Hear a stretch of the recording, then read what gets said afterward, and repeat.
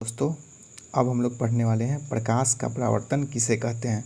What is reflection of light. ध्यान से सुनिएगा। प्रकाश का परावर्तन तो आसान शब्दों में कहे कि जब प्रकाश कोई सतह से टकराता है तो टकराने के बाद प्रकाश क्या होता है, वापस चला जाता है और इसी को प्रकाश का परावर्तन कहा जाता है। जब प्रकाश टकराता है तो इसके कुछ भाग क्या होता है, उसी माध्यम में चला जाता है और कुछ भाग लौट जाता है।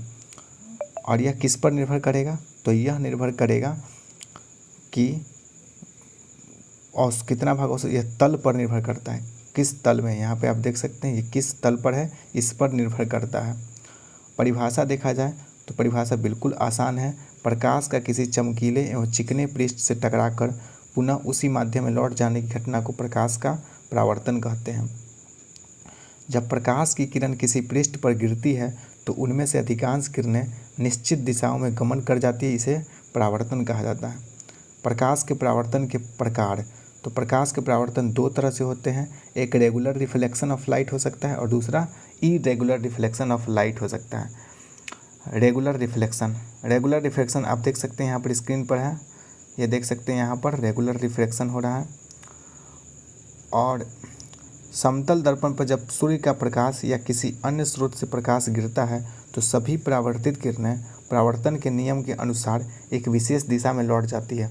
अतः आँख को जब इन परावर्तित किरणें के मार्ग में रखते हैं तो दर्पण हमें चमकीला दिखाई देता है, परंतु इसके अतिरिक्त अन्य दिशा से देखने पर यह चमक कम या दिखाई नहीं देती। इसे ही नियमित परावर्तन कहते हैं। और ये देखिए, ये डिफ्यूज रिफ्रैक्शन है। जब सूर्य का प्रकाश किसी खुरदुरे पृष्ठ पर गिरता है तो सभी दिशाओं में फैल जाता है। और ये हो गया। अब परावर्तन के कितने नियम हैं? परावर्तन के दो नियम होते हैं। पहला नियम है आपतित किरण, परावर्तित किरण तथा आपतन बिंदु पर खींचा गया विलंब तीनों एक ही तल में होता है। और दूसरा नियम है आपतन कोण परावर्तन कोण के बराबर होता है।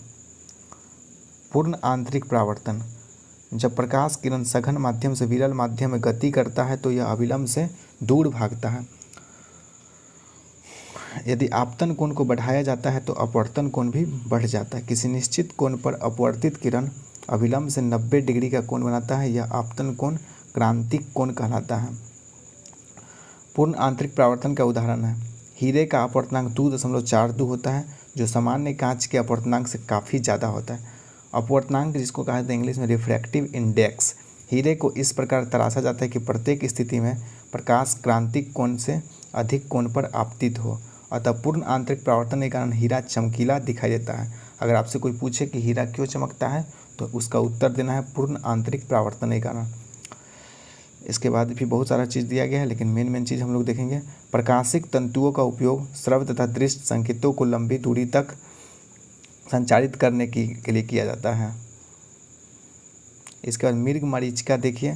सामान्यतः क्या होता है, मरुभूमि यानी कि डेजर्ट में विचरण करने वाले यात्रियों को गर्मी के दिनों में कभी कभी तो कुछ दूर पर लहराते हुए जलाशय अथवा दूरस्थ वस्तु या पेड़ों के उल्टे प्रतिबिंब जल में सदृश दिखाई पड़ते। यह घटना पूर्ण आंतरिक परावर्तन के कारण होता है। इस तरह से यहाँ पर दिए गए हैं।